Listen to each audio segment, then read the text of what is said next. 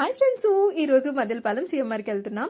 So పొద్దున్నే బయలుదేరి వెళ్ళామన్నమాట. కొంచెం చిన్ని పని ఉంది బయట, అది చూసుకోవాలి. దానికన్నా ముందు ఫుల్ ఆకలేసేస్తుంది, అందుకే ఇంక ఇక్కడికి వచ్చామన్నమాట. ఒకసారి ట్రై చేద్దాం అని ఇంకా వేడిగా టిఫిన్ ఆర్డర్ చేసాం. ఘీ కారం ఇడ్లీ ఆర్డర్ పెట్టాను నేను. కళ్యాణ్ విషయం తెలిసిందే కదా, సాంబార్ ఇడ్లీ లేకుండా అసలు టిఫిన్ కంప్లీట్ అవ్వదు కళ్యాణ్ది.